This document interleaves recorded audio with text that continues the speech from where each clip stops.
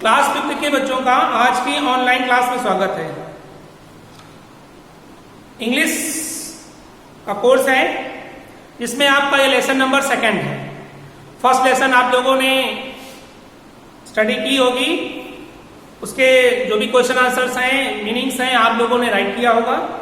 आज आप लोगों का लेसन नंबर 2 है इंग्लिश में, और लेसन का नेम है माई ट्री, यानी लेसन नेम है माई ट्री, मेरा पेड़।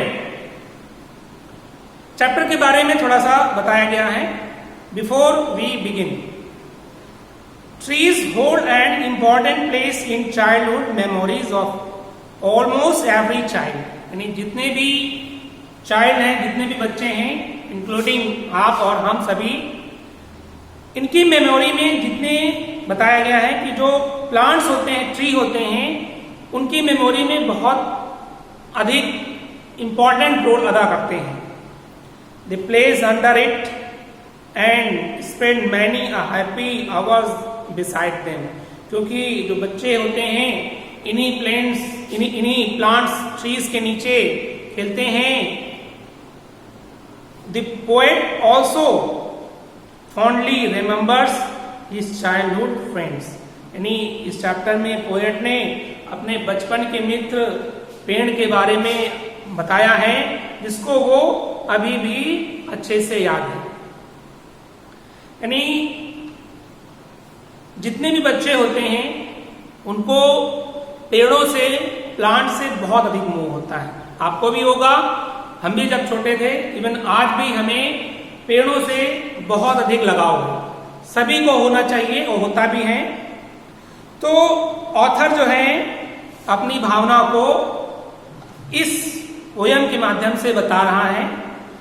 वो कह रहा है, O tree so big and stout and strong, you have lived so very very long, 100 years or more I am told, and yet you are not so very old. Poet कह रहा है tree के बारे में, O tree, ओ प्यारे tree, so big, आप इतने बड़े हैं, एंड स्टॉट एंड स्ट्रॉन्ग, मोटे और मजबूत हैं। You have lived so very very long, तुम्हारी उम्र बहुत ज्यादा है, तुम बहुत सालों से जीवित हो या जिंदा रह सकते हो, तुम्हारी लाइफ बहुत ज्यादा है। You have lived so very very long, तुम्हारी उम्र बहुत ज्यादा है। 100 years और मोर, 100 साल या फिर इससे ज्यादा। आई एम टोल्ड, मैं कह रहा हूं।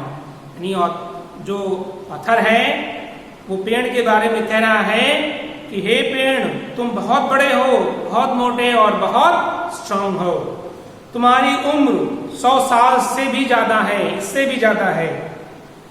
And yet you are not so very old, तुम्हारी उम्र 100 साल से भी ज्यादा है, लेकिन तुम अभी भी उतने ही नौजवान हो, दिखने में बूढ़े नहीं हो।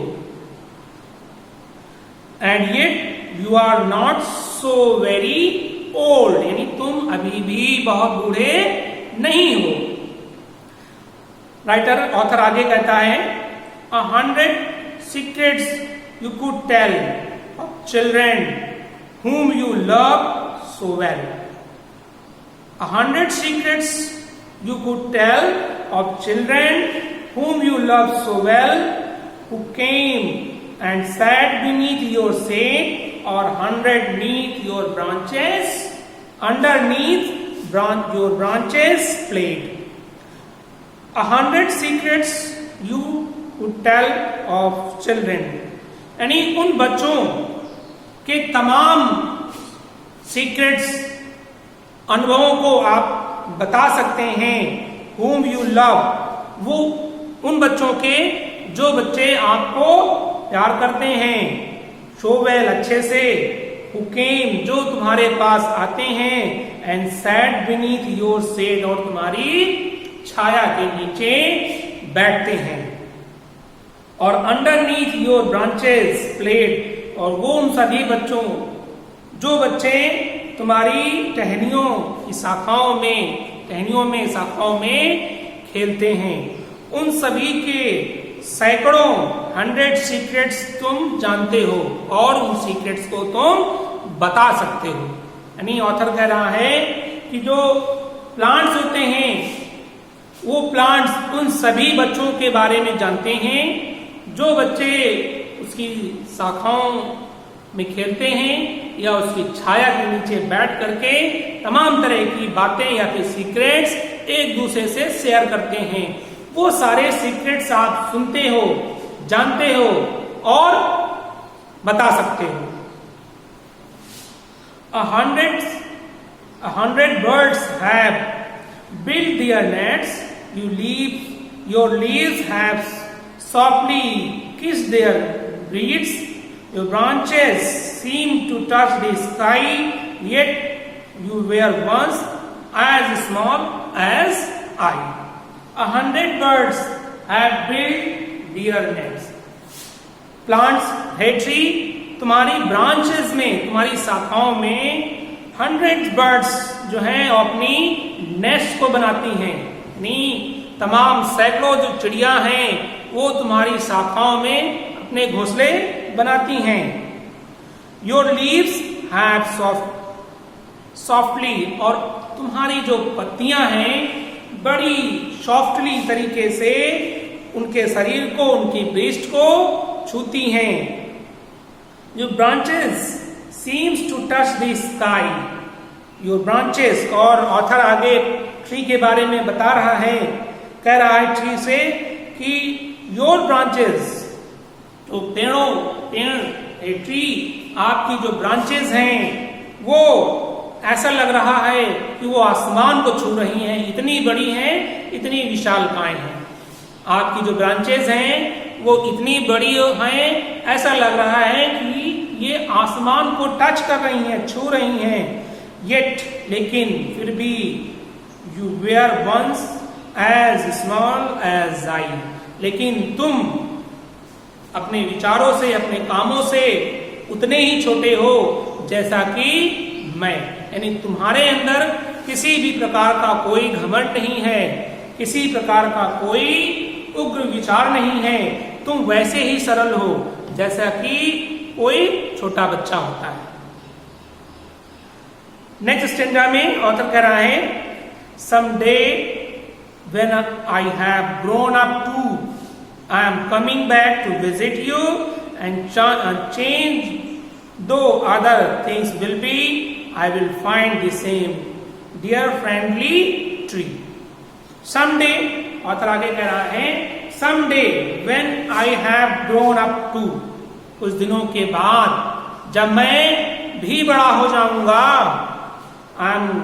I will come back to visit you, मैं आपसे मिलने जरूर आऊंगा। यानी ऑथर कह रहा है कि कुछ समय बाद, कुछ सालों के बाद जब मैं बड़ा भी हो जाऊं तब पर भी मैं तुमसे मिलने जरूर आऊंगा। एंड चेंज तो अदर थिंग्स विल बी, हो सकता है कि उस समय बहुत सारी चीजें बदल चुकी हों, हो सकता है उस समय का माहौल, बहुत सारी चीजें बदल चुकी हों, आज से तमाम चेंजेस हो चुके हों, लेकिन फिर भी I will find the same dear friendly tree, लेकिन मैं फिर भी दोस्त के रूप में आपसे मिलने आऊंगा। और मुझे यकीन है कि मेरे मित्र पेड़, तुम भी मुझसे वैसे ही फ्रेंडली मिलोगे, मुझसे आज जैसे आप फ्रेंडली हो, कल भी मेरे साथ वैसे ही दोस्ताना व्यवहार करोगे। यानी इस चैप्टर में ऑथर किसी ट्री के बारे में बता रहा है कि ट्री, जो पेड़ होता है, वो कितना धैर्यवान होता है, कितना बुद्धिमान होता है, ठीक है, और कितना मिलनसार होता है कि उसकी पत्तियां, शाखाएं इतनी बड़ी बड़ी होती हैं, ऐसा लगता है दिखने में वो आसमान को छू लेगा, लेकिन उसका स्वभाव बहुत ही नॉर्मल होता है। तो इस चैप्टर में आप लोगों ने देखा कि ट्री और जो ऑथर हैं, बच्चों के बीच में क्या बातचीत होती है। वो इस चैप्टर में आप लोगों ने स्टडी किया। इस चैप्टर की रीडिंग यहीं पर फिनिश होती है। इस चैप्टर से रिलेटेड जो भी एक्सरसाइजेस हैं या मीनिंग्स हैं या क्वेश्चन आंसर्स हैं वो आपको नेक्स्ट डे बच्चों अवेलेबल हो जाएंगी। तब तक के लिए नमस्ते बच्चों।